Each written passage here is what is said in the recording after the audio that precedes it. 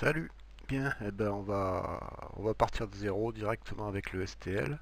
Alors avant toute chose, ça serait bien, ça sera plus pratique, c'est d'installer ce plugin qui est dans la section CamGam, déplacement numérique,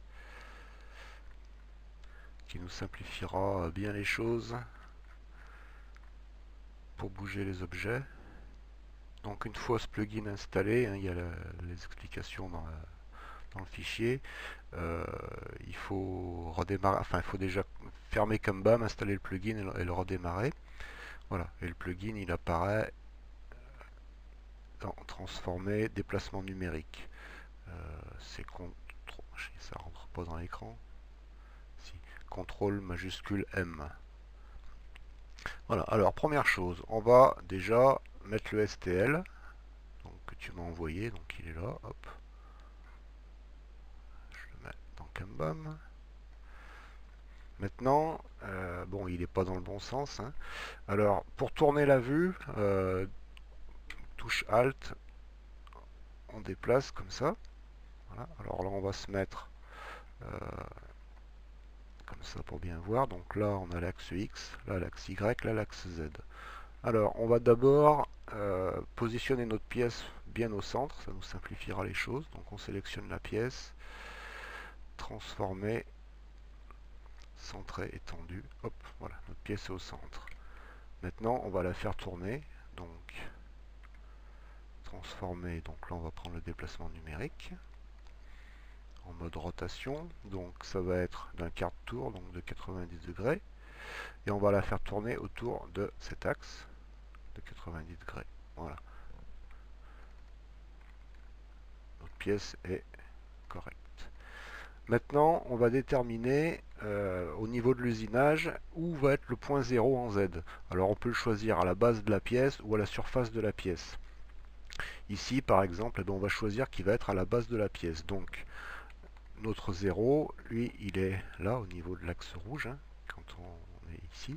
Donc, on va aligner le bas de la pièce ici. Alors, pour ça, on utilise l'outil d'alignement. On va choisir. Alors là, on ne va pas modifier les positions en X, Y, donc on met aucun. On va aligner le dessous de la pièce à 0. On applique. Voilà, notre dessous de pièce est pile à 0. Maintenant, eh bien, comme j'ai que le STL, on ne va pas utiliser la méthode que je t'ai montrée en lien, à savoir d'utiliser une mise en plan SolidWorks. On va carrément extraire les contours de cette pièce pour faire toute la partie usinage 2D.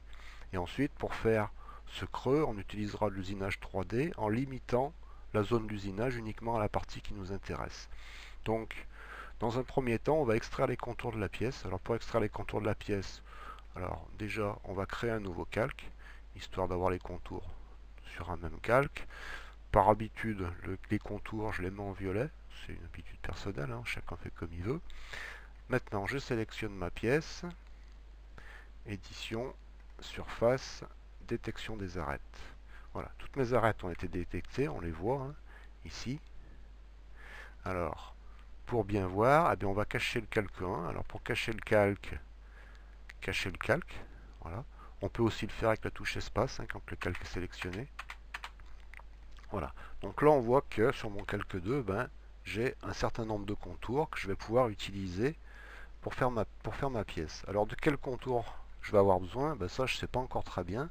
Alors, ce que je fais, c'est que je garde tous les contours et pour chaque usinage, je vais créer un nouveau calque sur lequel je vais copier les contours qui m'intéressent et les retravailler parce qu'il y a généralement beaucoup de travail dessus.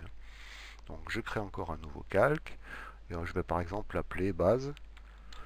C'est-à-dire que je vais vouloir faire sur ce calque tous les contours extérieurs. Alors ben, c'est un coup de chance, je sélectionne et j'ai mon contour tout entier ici. Donc je vais le copier,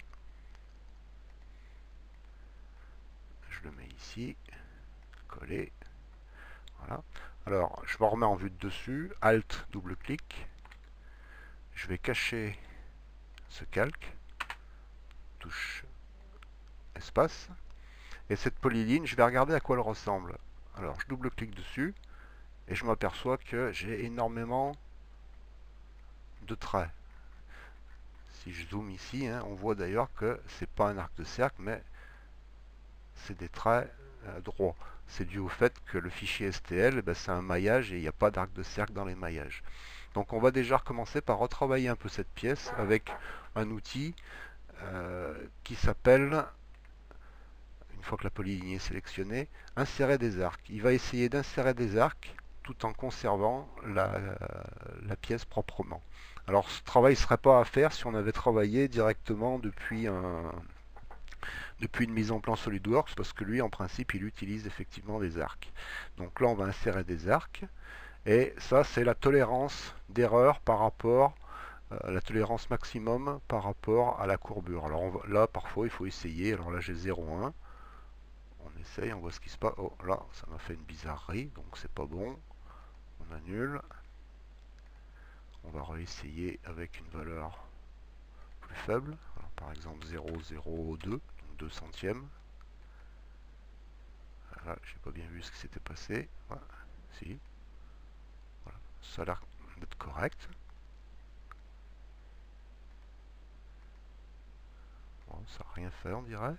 Alors je vais le laisser sélectionner. On va essayer 0,05. Ah voilà, là j'ai quelque chose de bien propre. Voilà, il m'a mis des arcs un peu de partout. Donc voilà, cette forme elle est prête, elle nous servira pour faire la découpe du contour du bas. Là je affiche ma forme. Alors je vais avoir besoin de quoi donc? Cette découpe du contour, je vais avoir besoin de ces deux trous, et également du contour de tout ça. Alors on va essayer là aussi de récupérer encore des morceaux. Alors je cache le calque, j'allume l'autre. On va prendre ça, ça. Alors sélection multiple hein, par la touche contrôle. Ça et ça qu'on va pouvoir encore récupérer. Voilà. Là, je vais créer encore un nouveau calque. On va lui mettre encore une couleur différente. Et je colle mes nouvelles polylignes. Donc là, je cache tout sauf ce calque. Donc je vais pouvoir travailler sur mes tracés. Alors là c'est pareil, hein, on a quelque chose qui a été transformé en trait pas terrible. Alors là, le plus simple en général quand c'est des cercles, c'est de les redessiner. Donc là on va choisir tous nos cercles. On va dessiner étendu ou centre. Alors centre, oui ça a fonctionné. Ça fonctionne pas toujours suivant comment étaient générées les polylignes. Alors ces points de centre vont me permettre en fait de retravailler, de recréer des cercles directement plutôt que de m'embêter à essayer d'améliorer ceux qui existent. Alors ici on va dans l'affichage, on désactive l'accrochage à la grille pour s'accrocher uniquement sur les trucs là. Alors bon, toi tu as le fichier SolidWorks donc tu connais les diamètres, moi je les connais pas donc je vais utiliser afficher la taille des objets après avoir sélectionné, et ici j'ai un voilà, 11,98, 11,97, donc on va dire que c'est du 12 j'imagine, et ici j'ai 6, on va dire 6,25.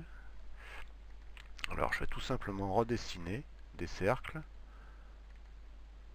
Ici l'accrochage s'accroche bien sur le point, et je mets mon cercle à, on avait dit 12, voilà.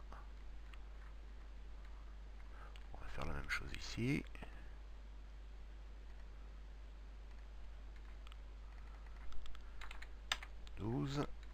Et pour ceci on avait dit 6,25. Alors là je peux, si je veux mettre mes deux cercles au diamètre en même temps, je sélectionne tous les deux, hein, diamètre 6,25. Voilà. Maintenant je vais pouvoir effacer ceux qui ne me servent pas, donc déjà mes listes de points. Et il doit y avoir les autres polylignes qui étaient dessous, qu'on vient de remplacer par des vrais cercles. Voilà, donc là pareil, on a fait un truc bien propre. Maintenant on revient de nouveau sur notre... non, c'est en 3D. Là, donc, eh ben, il va nous manquer le contour de tout ça. Alors, ce contour, pareil, on va aller le chercher ici. Alors là, voilà, il va être en plusieurs morceaux. Donc, il va falloir sélectionner tous les petits morceaux pour arriver à avoir un contour.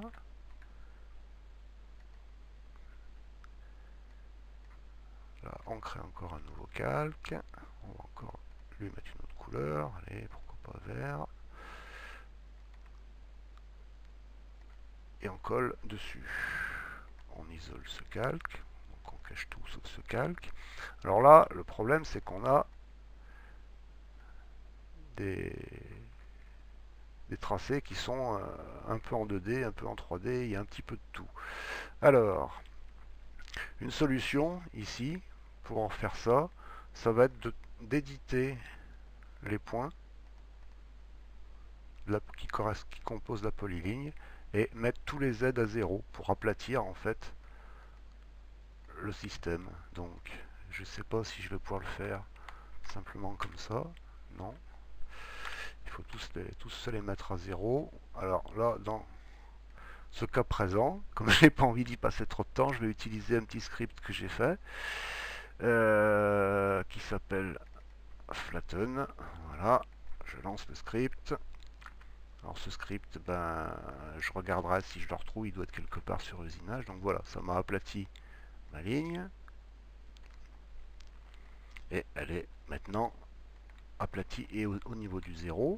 Donc maintenant, celle-ci, eh bien, je vais de la même manière les aligner avec celle-là pour pouvoir faire en transformer une ligne complète. Donc là, transformer, aligner, je mets mon Z à 0. Alors il n'y a pas de dessus de dessous, puisque c'est une ligne d'un seul morceau. Je fais pareil pour celle-ci. Voilà. Maintenant, je vais les décomposer. Je vais sélectionner édition décomposer pour pouvoir supprimer ce qui m'intéresse pas. Alors c'est pas celle-là. Là je vais créer un autre calque encore parce qu'on n'y voit rien. Donc celle-ci, on l'enlève, on la met sur ce calque. Voilà. On cache ce calque, voilà, et je vais pouvoir travailler sur ceci. Donc là je supprime cette ligne. Ici, là c'est pareil, il faut que je décompose. Je supprime cette ligne.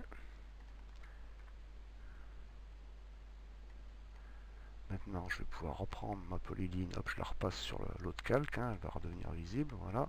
Ah, ben celle-là, elle a encore besoin. Donc, elle aussi, je la décompose. J'enlève le morceau qui ne va pas. Et en principe, je vais pouvoir sélectionner tout ça. Le joindre. Tolérance de jointure 0,1. Voilà. Donc voilà, j'ai bien plus qu'une seule polyligne, je la double-clique et bon, toujours pareil, j'ai des tas de pointes partout, donc elle aussi on va la traiter. Polyligne, insérer des arcs, on garde la valeur de 5 centièmes qui donnait un bon résultat, et voilà. Là j'ai préparé toutes mes polylignes, alors on va afficher tous les calques, on enlève le calque, on cache le calque 3D et on cache les contours, voilà. J'ai mes différentes polylignes. Alors la position qu'elles ont sur l'axe Z n'a aucune importance tant qu'on utilise des opérations d'usinage 2D+. C'est même généralement plus souhaitable qu'elles soient tout au niveau 0 quand on les travaille, parce que par exemple quand on utilise insérer des arcs, des choses comme ça, Kanban automatiquement les remet au niveau 0. Donc on risque d'avoir des bizarreries, donc autant travailler tout le temps au niveau 0.